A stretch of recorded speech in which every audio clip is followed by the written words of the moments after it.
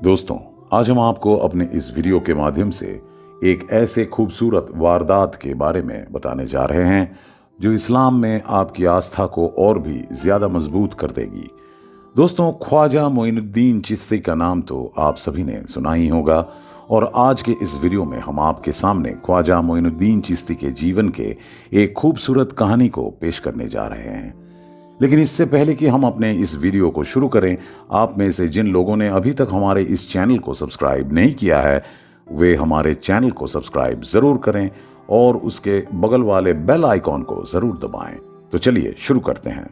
दोस्तों, एक दिन ख्वाजा मोइनुद्दीन ने सड़क पर चलते हुए देखा कि हिंदू महिलाओं का एक समूह हाथों में प्रसाद लिए एक मंदिर की ओर चल रहा है। इन महिलाओं को देखकर ख्वाजा मोइनुद्दीन चिश्ती भी उनका पीछा करने लगे और उस मंदिर में आ पहुंचे। दरअसल वो सिर्फ ये जानना चाहते थे कि वो औरत आखिर वहां क्यों आई है। इसके बाद उन्होंने देखा कि सभी महिलाएं मंदिर के बाहर खड़ी हुई हैं और उनमें से केवल एक महिला हाथ में लड्डू की थाली लिए मंदिर में प्रवेश करती है। उस महिला ने मंदिर में प्रवेश करते ही एक पत्थर की मूर्ति के पास जाकर बैठ गई और बोली, भगवान, मेरी शादी तय हो गई है, आप इन लड्डुओं को खा लो और मुझे आशीर्वाद दो। फिर वह महिला कुछ देर तक चुपचाप बैठी रही और फिर कुछ देर की बाद बोली, भगवान, इन लड्डुओं को खाकर मुझे आशीर्वाद दो। ये कहकर वह फिर से चुपचाप बैठ गई। यह सिलसिला कुछ देर तक ऐसे ही चलता रहा और फिर ख्वाजा मोइनुद्दीन चिश्ती ने आखिरकार उस मूर्ति को संबोधित करते हुए कहा कि ये महिला आपसे कई बार लड्डू खाने के लिए भीख मांग रही है, लेकिन आप इन लड्डुओं को क्यों नहीं खा रहे हैं। मोइनुद्दीन चिश्ती के मुंह से ये शब्द निकलते ही उस मूर्ति ने एक एक कर सारे लड्डू खा लिए और फिर वो महिला भी उस मंदिर से बाहर निकल गई। वो महिला मंदिर से बाहर निकलते ही बाहर खड़ी बाकी महिलाओं ने देखा कि उसके हाथ में जो लड्डू की थाली थी वो पूरी तरह से खाली है। ये देखकर उन्होंने पूछा कि तुम्हारे थाली के लड्डू कहाँ गायब हो गए। जवाब में उस महिला ने उनसे कहा कि उस मूर्ति ने तो सारे लड्डू खा लिए हैं। ये बात सुनकर वो सभी महिलाएं एकदम से चौंक गई। फिर उन्होंने कहा कि ऐसा कैसे संभव हो सकता है, इससे पहले भी हम इस मंदिर में लड्डू लेकर आ चुके हैं, तब तो उस मूर्ति ने एक भी लड्डू नहीं खाया था। ये सुनकर वो महिला फिर से बोली कि इस बार तो उसने सारे लड्डू खा लिए। इसके बाद वे सभी अपने अपने घर चले गए। अपने घर पर पहुंचते ही उस लड़की के परिवार वालों ने उससे पूछना शुरू कर दिया कि तुम्हारे थाली के लड्डू कहां पर है। तब उस लड़की ने उन्हें भी पूरी बात बता दी, लेकिन उस महिला के घर वालों में से किसी ने भी उस महिला की बातों पर विश्वास नहीं किया।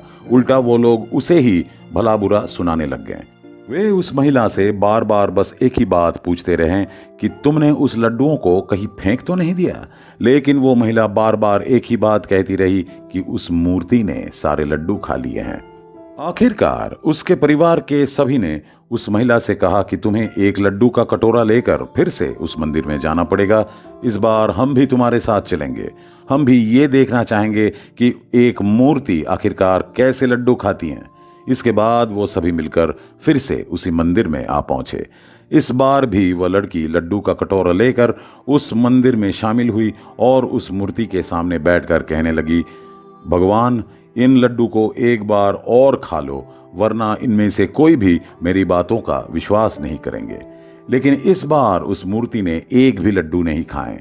तभी उस परिवार के सभी लोग उस महिला को ही झूठा कहने लगे। इसके बाद वो महिला रोते हुए मोइनुद्दीन चिश्ती के पास आई और उन्हें सारी बात बताने लगी। ये सब कुछ सुनने के बाद ख्वाजा मोइनुद्दीन चिश्ती वापस उसी मंदिर में आए और उस मूर्ति से कहा कि इन लड्डुओं को तुम फिर से एक बार खा लो, नहीं तो इस लड़की पर कोई भी विश्वास नहीं करेगा। मोइनुद्दीन चिश्ती के मुंह से ये शब्द सुनकर उस मूर्ति ने फिर से एक बार सारे लड्डू खा लिए। ये नज़ारा देखकर उस महिला के परिवार के सभी लोग बहुत हैरान हुए और ख्वाजा मोइनुद्दीन चिश्ती से कहा कि हमसे गलती हुई है और हमने असली भगवान को पहचानने में भी गलती की है। आप ही असली भगवान हैं। ये बात सुनकर ख्वाजा मोइनुद्दीन चिश्ती ने तौबा फरमाया और कहा कि मैं भगवान नहीं हूं, वास्तव में हर चीज का मालिक सिर्फ अल्लाह है। मोइनुद्दीन चिश्ती के मुंह से यही बात सुनकर वो महिला और उसके परिवार के सभी सदस्यों ने इस्लाम धर्म को अपना लिया। दोस्तों, उस समय भारत में राजा पृथ्वीराज का शासन था। एक दिन उनके दरबारी उनके पास आए और मोइनुद्दीन चिश्ती के नाम से शिकायत करने लगे। वे राजा से कहने लगे कि इस बुढ़े उलेमा के वजह से आपके राज्य के एक पूरे परिवार ने इस्लाम धर्म को अपना लिया है। यदि आप इसे अभी रोक नहीं पाए तो इसके वजह से और भी बहुत से लोग इस्लाम धर्म को अपना लेंगे। तब राजा ने अपने दरबारियों से पूछा कि ये उलेमा कहाँ मिलेगा। तब उनके दरबारियों ने उन्हें सूचित किया कि महाराज, ये उलेमा नमाज पढ़ने से पहले प्रतिदिन सामने की एक नदी में वजू करने आते हैं। महाराजा ने तब अपने सेनापति को 300 सैनिकों के साथ उस नदी के तट पर खड़े रहने का आदेश दिया और उन्हें हुक्म दिया कि उस उलेमा को नदी में वजू करने की इजाजत बिल्कुल भी ना दिया जाए। राजा के आदेश के अनुसार राजा का सेनापति अपने 300 सैनिकों के साथ नदी के पार आया। थोड़ी देर बाद ख्वाजा मोइनुद्दीन चिश्ती उस नदी के पास आए और उसे देखकर राजा के सभी सैनिक सतर्क हो गए। जैसे ही मोइनुद्दीन चिश्ती नदी के एकदम करीब आए, राजा के सेनापति ने उनसे कहा कि इस नदी से अब पानी नहीं मिलेगा, तुम अब यहां से चले जाओ। ये सुनकर मोइनुद्दीन चिश्ती ने कहा कि मुझे तो वजू करने के लिए केवल 1 कटोरा पानी चाहिए, इतनी बड़ी नदी से 1 कटोरा पानी नहीं मिल सकता। तब सेनापति ने कहा कि पानी बिल्कुल भी नहीं मिलेगा।